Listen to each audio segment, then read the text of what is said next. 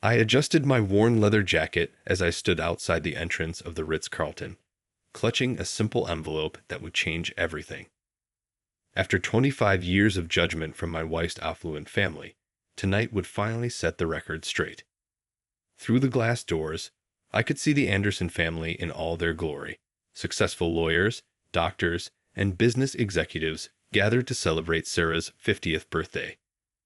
And there, in the middle of it all, was my wife, radiant as ever, completely unaware that I was about to upend her family's perception of our marriage. Still wearing that same old jacket, I see, came a familiar condescending voice. It was Richard Anderson, my father-in-law, taking a break from his daughter's surprise party to smoke his signature Cuban cigar. "Some things never change, Richard," I replied, patting the leather that had seen me through countless weekend art shows, the excuse I'd used for years to explain my frequent absences. "You know, when Sarah married you, I thought she was going through a phase. The rebellious daughter falling for the starving artist." He exhaled a perfect smoke ring. 25 years later, and you're still peddling paintings at small-town art fairs while my daughter supports you. If only he knew those weekend art shows were actually board meetings in disguise. That the paint-stained jeans and casual demeanor were carefully crafted covers for something much bigger. "Speaking of art," Richard continued, "I assume that envelope contains another one of your sketches for Sarah's birthday." I smiled, thinking about the contents of the envelope. Something like that. Inside the ballroom, Sarah was surrounded by the entire Anderson clan, her 3 siblings and their spouses, all successful professionals with the right pedigrees and connections. Their children were at elite private schools, their vacations were in the Hamptons or Aspen, and their conversations revolved around stock portfolios and country club memberships. Then there was me, the black sheep who had trapped their beloved Sarah with my artistic charm and bohemian lifestyle. The one who could never give her the life she deserved. The constant subject of whispered conversations and pointed suggestions about career changes. "You could at least have worn a proper suit," Richard muttered as we walked in. "This is the Ritz, not one of your street fairs." Sarah spotted me immediately, her face lighting up the way it had since we first met in college. Back then, she was the wealthy art history major who fell for the scruffy painter in her contemporary art class. Her family had been horrified, their daughter dating someone who lived in a studio apartment and sold paintings on the sidewalk. "Jack," she called out, weaving through her relatives to embrace me. Even after 25 years, she still smelled like vanilla and hope. "Happy birthday, sweetheart," I whispered, holding her tight. "Sorry I'm late. Had to finish something special." Her brother James, a corporate lawyer, approached with 2 glasses of champagne. "Let me guess, another art show in some small town nobody's heard of." "Something like that," I replied, watching Sarah accept the champagne. She had always defended my artistic pursuits, never once complaining about our modest lifestyle or my frequent weekend absences. "Everyone." Richard clinked his glass, commanding attention the way wealthy patriarchs do. "It's time for gifts. As is tradition, family presents first." I watched as Sarah opened a parade of expensive presents. A Cartier watch from James, a first-class trip to Paris from her sister Margaret, a new Mercedes lease from her parents. Each gift was accompanied by subtle reminders of what she had given up by marrying me. "And now," Richard announced with barely concealed disdain, "I believe Sarah's husband has something to present." The room turned to me, expecting another modest painting or handmade jewelry piece. Sarah squeezed my hand encouragingly, always proud of my artistic efforts regardless of their commercial value. "Actually," I said, raising my voice slightly, "I do have something special for my wife's 50th birthday. Something I've been working on for the past 20 years." I handed Sarah the envelope, plain and unassuming. She opened it carefully, pulling out what appeared to be a simple business letter. "Dear Mrs. Anderson," she read aloud, then stopped, her eyes widening as she processed the contents. "Keep reading, honey," I encouraged softly. "We are pleased to inform you that the merger between Sterling Innovations and Phoenix Global Technologies has been—" She looked up at me, shock spreading across her features. "Jack?" The room had gone completely silent. Richard snatched the letter from his daughter's trembling hands. "This is impossible," he muttered, reading quickly. "Phoenix Global Technologies is worth— This can't be right. $4.8 billion. I finished for him. As of yesterday's market close. Though the merger should push us over $5 billion by next quarter." Sarah was staring at me, 25 years of assumptions crumbling around her. "But your art shows, your studio." I took her hands in mine. "My cover. Every weekend I claimed to be at an art fair. I was actually in board meetings, building what became the largest private technology company in the Southeast. The paint-stained clothes, the modest lifestyle, the struggling artist persona, all carefully crafted to keep the media from tracking Phoenix's founder." "But why?" she whispered. "Why hide it from me?" "Because 25 years ago, your father told me I would never be good enough for his daughter, that I needed to prove myself worthy of an Anderson. So I decided to build something bigger than the Anderson family fortune. But I wanted to do it my way, away from the spotlight and social expectations." Richard was still staring at the letter, his cigar forgotten. "You're the mysterious founder of Phoenix, the one who's never appeared in public, never given interviews." I nodded. "Hard to track someone who everyone assumes is selling paintings at small-town art fairs." "The studio downtown?" Sarah asked. "Headquarters of Phoenix Global. All those paintings on the walls. They'd hide more computer servers than the Pentagon. The art students coming and going. Some of the best programmers in the world." James was frantically Googling on his phone. "Phoenix just acquired Sterling for $6 billion. How did none of us know?" "Because you saw what you expected to see," I replied.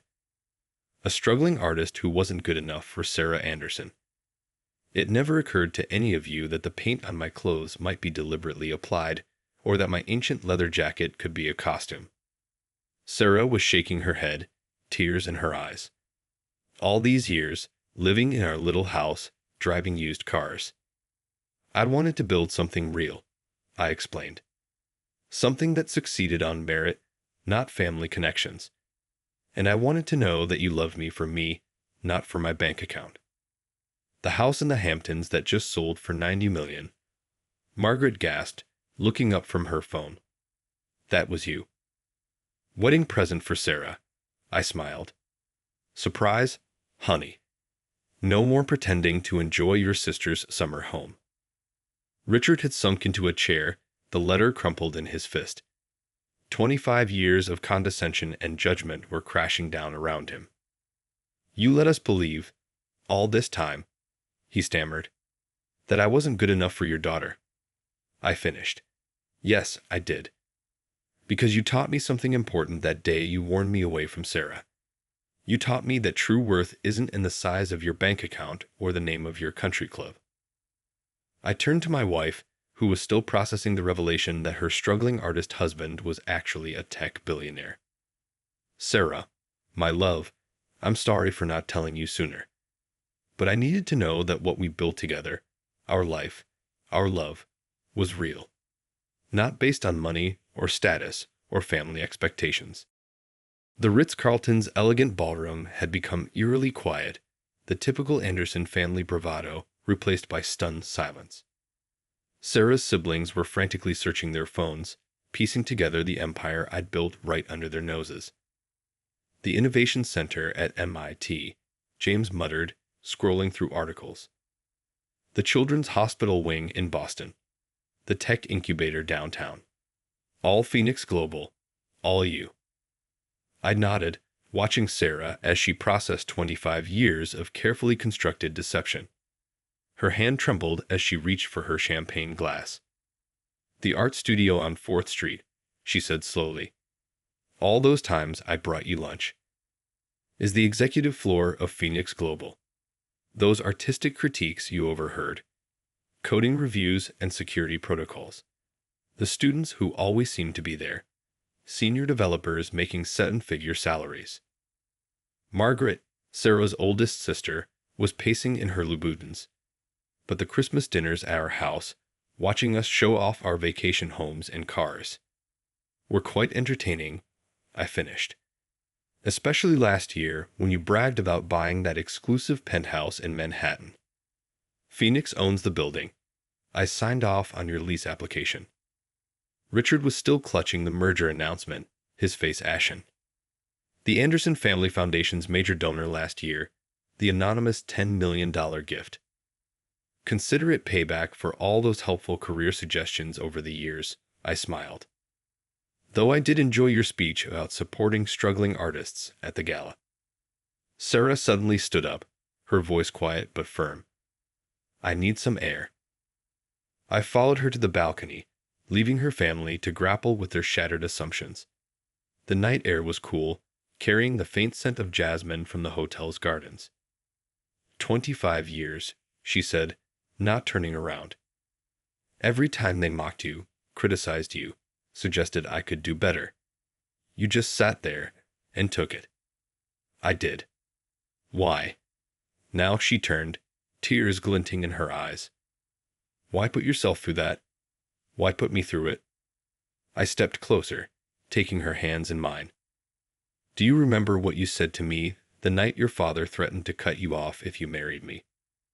She smiled despite her tears. I said I didn't care about the money, that I loved you, not your bank account. And you proved it every day for 25 years. While your siblings chased status and wealth, you chose love. You defended me at every family gathering, proud of your struggling artist husband. But the sacrifices, our tiny house, the used cars, clipping coupons, were all part of building something real, I explained.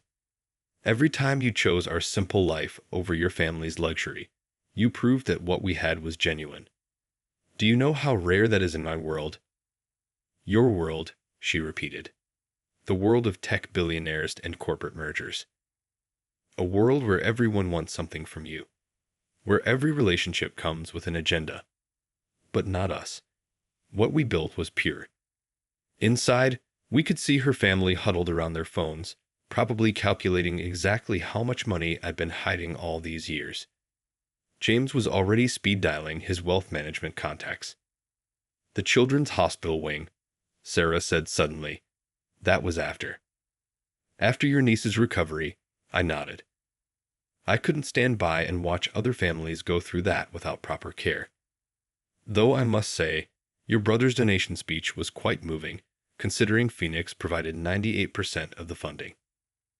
All those weekends away at art shows, board meetings, investor calls, site visits. The paint stains on my clothes were deliberate, part of maintaining the cover, though I did learn to paint fairly well over the years. Sarah laughed despite herself. Those horrible landscapes you gave my parents every Christmas were actually quite valuable. I hired a famous artist to teach me. Your father has about $2 million worth of amateur art in his study. Richard chose that moment to join us on the balcony, trying to regain his patriarchal composure. So, he cleared his throat. I suppose all those times I offered to help you find a real job were unnecessary, I finished. Though your suggestions did help shape Phoenix's corporate culture. We offer full benefits, parental leave, and educational support.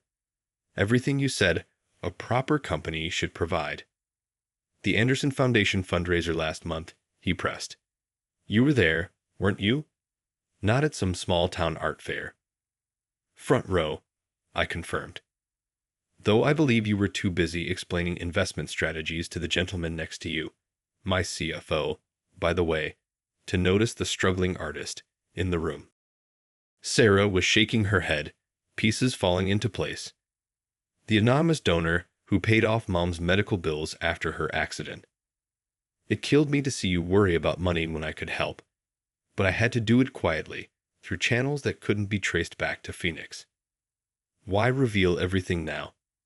Richard demanded. Why not just continue your charade? I looked at Sarah, the love of my life, who had chosen me over luxury, who had defended me against her family's judgment for 25 years. Because it's time for Sarah to enjoy the life she deserves. Not because of your money or status, but because she proved she didn't need any of it to be happy. The merger announcement, Sarah realized. It means Phoenix will become public. I nodded. No more hiding. No more pretending. Though I must say, I'll miss those family dinners where everyone explained basic investment concepts to the struggling artist. Richard shifted uncomfortably. About those dinners, and the past 25 years. Save it, I said quietly. Your disapproval was the best gift you could have given us. It showed me exactly what kind of man I didn't want to become. Back inside the ballroom, the dynamics had shifted dramatically. The same relatives who had spent years pitying Sarah were now awkwardly hovering, their practiced social grace struggling to adapt to the new reality.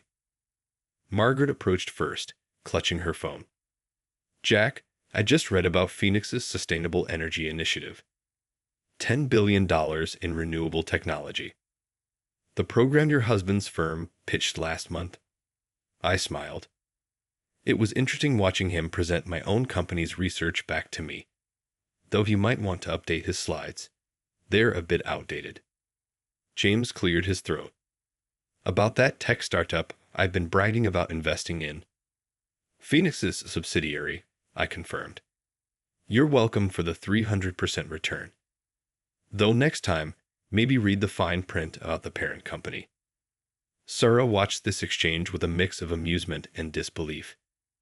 2 decades of family dynamics were unraveling before her eyes. The summer house in Martha's Vineyard, she said suddenly. The one that mysteriously became available when Margaret was bragging about outbidding us. I may have had my real estate division intervene, I admitted. Though I did enjoy her explanation of how some people just can't compete in the luxury market. Catherine, Sarah's youngest sister, approached with her husband, private equity manager who had spent years offering me condescending investment advice. Jack, he started, about those stock tips I gave you last Christmas. Already implemented them, I replied. Phoenix's portfolio management team found them quite amusing, especially the part about basic investment strategies for artists. Sarah squeezed my hand, finally allowing herself to laugh at the absurdity of it all. All those charity galas where they seated you at the creative table. While I watched my own donations being announced, I finished. Though I must say, the struggling artist had far better conversations than the corporate tables. Richard returned from the balcony, his commanding presence somewhat diminished. He'd spent years building his family's reputation as Boston's elite, only to discover he'd been unknowingly orbiting a much larger star. The Anderson Family Trust, he said stiffly. I suppose you've been aware of its performance issues. Fixed them 6 months ago. I nodded. Anonymous investment through 3 separate channels. You're welcome. The room fell silent again as Sarah's mother, Elizabeth Anderson, made her entrance. She'd been in the powder room, missing the initial revelation. Did I miss the gifts? She asked brightly. I'm sure Jack brought another one of his charming little paintings. Actually, Mother, Sarah interrupted, Jack just gave me a $5 billion company. Elizabeth blinked, her social training failing to provide a protocol for this situation. I don't understand. Your struggling artist son-in-law, Richard explained through gritted teeth, is the founder of Phoenix Global Technologies. The Phoenix Global, the one that funded your hospital wing renovation last year, I confirmed. Though I appreciated your suggestion that I apply for a janitorial position there. The benefits were, as you said, quite good. Elizabeth sank into a chair, her perfectly maintained facade cracking. All these years, Sarah said firmly, you've been treating my husband like he was beneath us. while he was building something bigger than the entire Anderson fortune. I watched my wife stand up to her family, seeing not just the young art student who had defied them to marry me, but the strong woman who had chosen love over luxury time and time again. The Christmas parties, Elizabeth murmured, when we made him eat at the children's table, were quite informative, I smiled. Amazing what corporate executives will discuss when they think they're just talking in front of the help. James was still scrolling through his phone. The tech conference last month, when I was keynote speaker. Front row, I confirmed. Nice presentation, by the way. Though next time, you might want to fact-check your Phoenix global statistics. They were a bit off. Sarah turned to me, her eyes dancing. The parent-teacher conferences at the private school, when they suggested we might be more comfortable at public school. Now fully funded by the Phoenix Educational Initiative, I finished. Your nephew's tuition included. The weight of 25 years of condescension was crushing the room. Every snide comment, every patronizing suggestion, every pitying look had just transformed into a testament to their own blindness. Why? Elizabeth finally asked. Why live like that, when you could have? Because money doesn't define worth, I said quietly. Something this family never understood. Every time you looked down on us, judged us, pitied us, you proved exactly why I kept Phoenix separate from our personal life. Sarah stood straighter, years of defending our lifestyle giving way to understanding. Every vacation we couldn't afford, every country club membership we declined, was a choice, I confirmed. A choice to build something real, something that wasn't based on bank accounts or social status. Richard cleared his throat. The merger announcement. It goes public tomorrow. 9 a.m. I nodded. Though I suspect some of you have already called your brokers. The sound of phones being guiltily put away confirmed my suspicion. So now what? Margaret asked. You'll finally move out of that tiny house. Join the country club. Sarah and I exchanged looks, years of shared understanding passing between us. Actually, she smiled, I think we'll keep our house. Though maybe now Jack can admit that his art studio downtown is actually a corporate headquarters. And maybe, I added, we can stop pretending I enjoy your husband's investment advice, Margaret. Though I must say, it's been entertaining. The room buzzed with nervous laughter, decades of family dynamics shifting like tectonic plates. One last thing, I said, reaching into my worn leather jacket. Sarah, remember how you always wanted to help with my art career? She nodded, watching as I pulled out another envelope. Happy birthday, love. As of tomorrow, you're the head of the Phoenix Global Arts Foundation. $5 billion to support struggling artists who, unlike your husband, actually need the help. 6 months after Sarah's revelatory birthday party, we hosted the first Phoenix Global Arts Foundation Gala in the same Ritz-Carlton ballroom where I'd revealed my secret. The difference in the Anderson family's behavior was both amusing and telling. Jack, darling, Elizabeth cooed, approaching us with an air of practiced casualness. I was just telling the Vanderbilts how I always saw your potential. Really? Sarah responded dryly. Was that before or after you suggested he take night classes in hotel management? I squeezed my wife's hand, enjoying her newfound confidence in handling her family's revisionist history. The past 6 months had transformed our relationship with the Andersons, not because of the money, but because the truth had stripped away their power to judge us.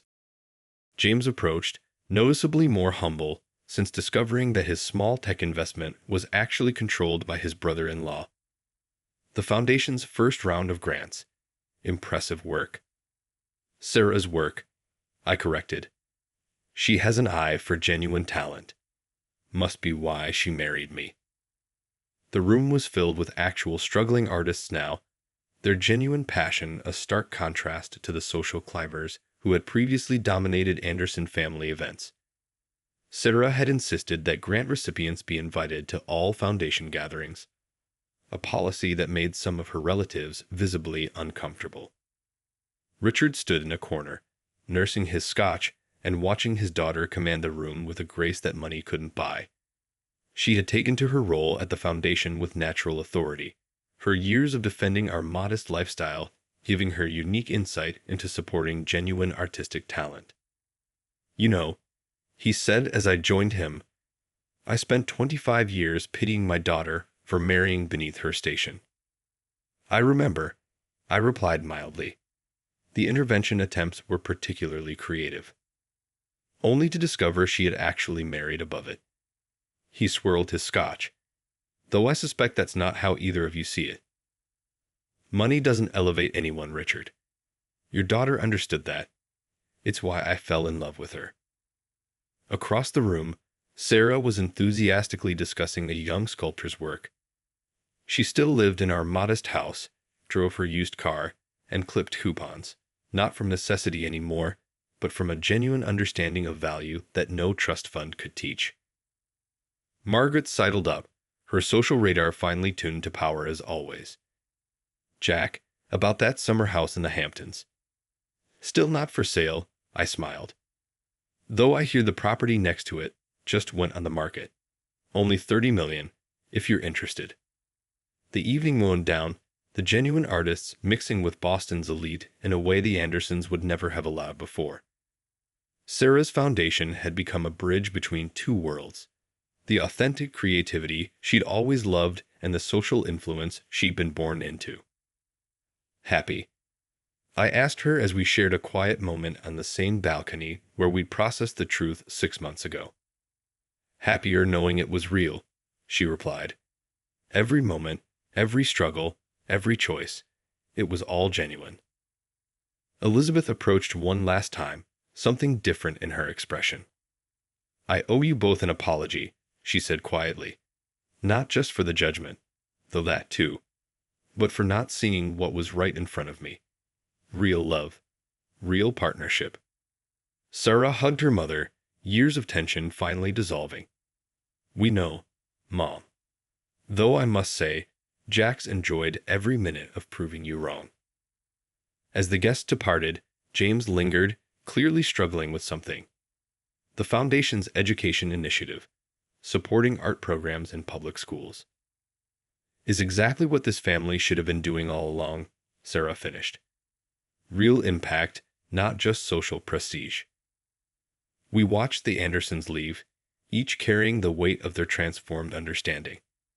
The family that had spent years pitying their daughter had finally realized she had chosen the better path all along.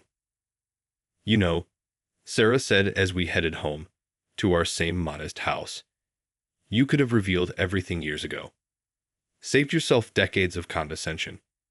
And missed out on all those helpful career suggestions, the investment advice, the offers to help me find real work." I laughed. "Besides, watching you defend our life choices showed me exactly who you were, who we were together." She smiled, understanding. "So what now? Continue living like we're struggling artists." With one small change. I pulled out another envelope, my signature move now. The Foundation's next project. A nationwide program supporting arts education in underserved communities. Budget, $10 billion. Director, Sarah Anderson Pierce. "Still trying to prove something to my family," she teased. "No," I replied seriously. "Still trying to prove that the best things in life, love, creativity, purpose, have nothing to do with money. You taught me that long before I became a billionaire."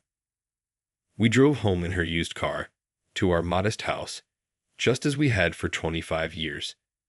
Because some things, the real things, never needed to change.